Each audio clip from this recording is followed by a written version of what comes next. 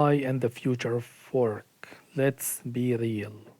I am gonna talk. I'm talking about this because I've been watching the news lately, and they always bring some kind of parrot. Let's call them parrots that repeat the same thing, tell you that more jobs gonna be created, and so on. AI is similar to technology. Remember websites and all this when they came. They are just technologies, they are a tool. They can be, of course, they can create jobs, but will it create jobs? That is the question. And I'm gonna answer it in this manner. Uh, the AI curse, of course. What is the AI curse? Job loss. AI due to work, due to the efficiency in work environment, accelerating the threat of job moving overseas. And I tie those two together because uh, this been the trend. AI will be cheaper overseas, like any other technology. You know, so I don't see this changing myself. Uh, I'm gonna talk about this subject in a different way. I'm gonna bring two simple examples that I am familiar with. So let's go down memory lane and let's talk about a lady named Jennifer. I knew Jennifer. We went to college together. She changed her degree in the end because I guess the dean didn't like her, so this is a different subject, But she went back to school and she became a bookkeeper. She worked a little bit as a bookkeeper in a trucking company until she was let go because that company found one of those online technologies that manage their books. So they cut her off. Probably they benefit the first year, but then that company probably jacked the price. Uh, uh, of course, she, like all of us who went for training, have to still pay student loans. She worked as a cashier the last few years. I didn't see her in the last few years, but for many years she worked as a cashier or a customer service person at Walmart. Uh, and I hope she found a better job. But my thoughts on it, who did benefit from that technology? Probably short term and long term. It costs more to do taxes now online than it used to be in person. So let's keep that in mind because usually they will give you offer at first very low because it doesn't cost those companies that much.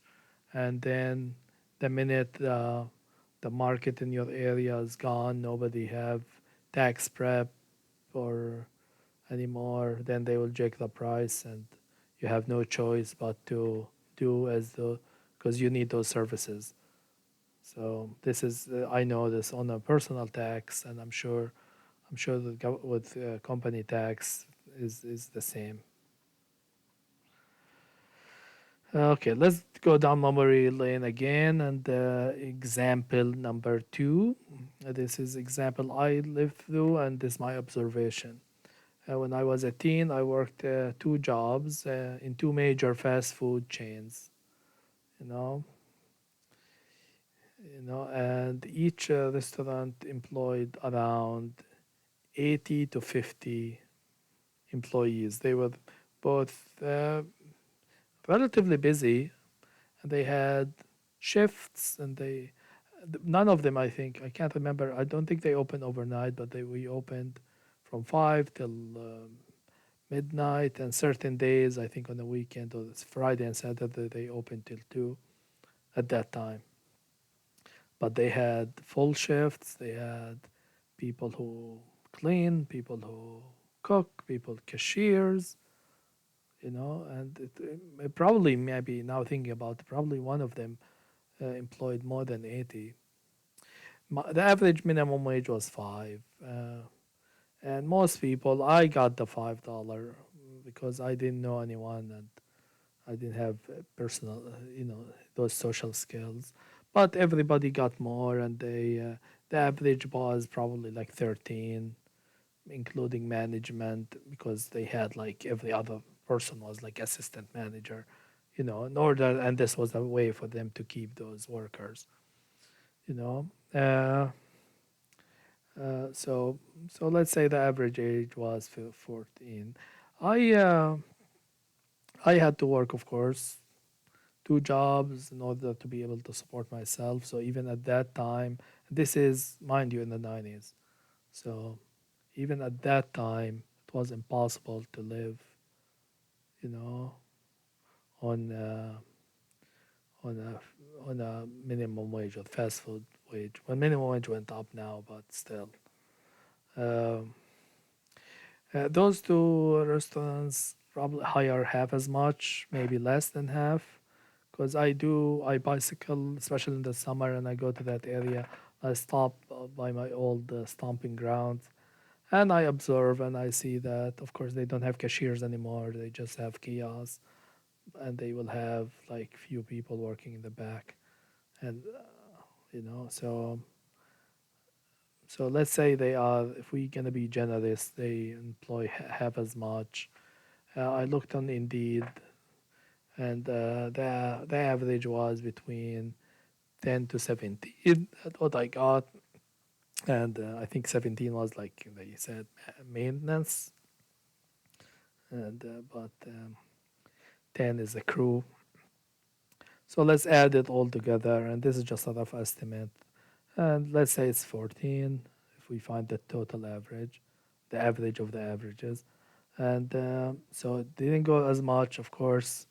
If you think you can struggle making 13, if 13 bucks an hour was not a great wage in the 90s, imagine $14 an hour now. And of course, half as much people, or maybe even less than that, are working there. So let's make a mental note, and let's think about those two examples. Who did benefit from these technologies, both short terms and long terms? It costs more, for example, to do taxes online now than it did in person, even though is that technology is just a technology. That person doesn't need to, you don't have to pay it. You just program it, and it will forms that will be I know a little bit of about programming, so that will be like forms and queries and all this, and it will spit the a form and send for you. So you're not paying after you make a technology like that robust. You are not really paying for the employees, yet prep went up, and it showed the greed. This is because of greed. Price went up, of course, less employees, uh, competition for lower level jobs. Uh, it went so there is more competition for lower level jobs. Why? Because there is new always, of course. There's new people coming to the market with, and as a young person, of course, you are naturally you have low skills, like I'm talking about like late teens, early 20s people, even if they are the college student, they not finished college yet. um, uh, and of course older people who end up losing their jobs. I know, for example, that Jennifer, uh, she was a very good person, smart person, hardworking, and this is for no fault on her own. Is the fact that she find uh, herself in a situation like this.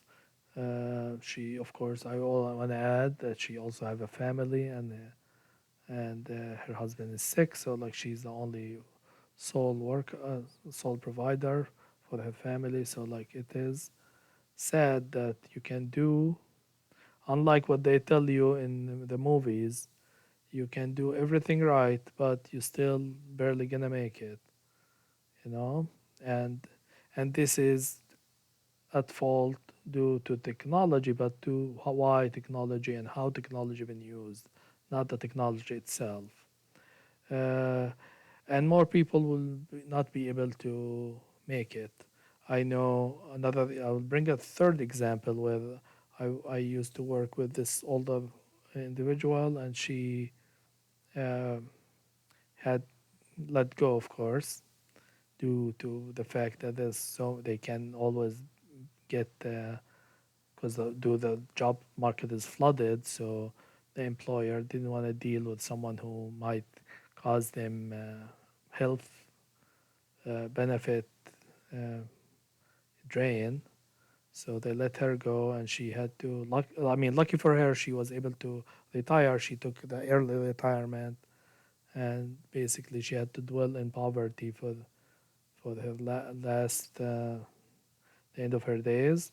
And I mean, and you can might say these days she's lucky she was able to retire. God knows what's gonna happen to the rest of us. AI, like any other technology, it is a tool for efficiency and streamlining work. Like all technology, this is a tool.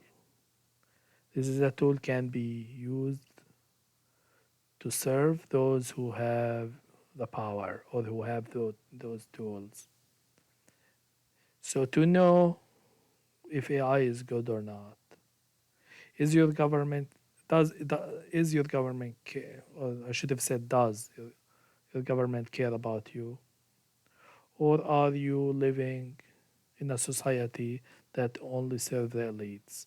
Because those are the people who have the AI, and I'm sure they're gonna use that AI for their gain, which means less jobs, more expensive services, because the competition, they're gonna destroy the competition, all those small businesses, and they're gonna ship that AI overseas. I know this is not a rosy view to the problem, but it is what I think of it as a realistic view, because this is of course not an AI problem in many ways. This is a social problems. Ever since the competition or the fear that people gonna switch communist when we were in competing with the Soviet Union, every every ever since that fear was gone, the workers in the West are really, and probably workers everywhere around the globe are on a steady decline, and we need to do something about it. And I hope awareness will be the first step for us to see the problem. It is your future and your sake. And those people who taken it with using those tools, they are not using those tools to, that money is not staying here in your community. It's not going to invest for more. This is, we are becoming like serfs, under a merciless, bourgeoisie. So just, I have to, I actually feel obligated to say this, to put this PowerPoint up. I hope you guys find it informative, and I hope you guys have a good day.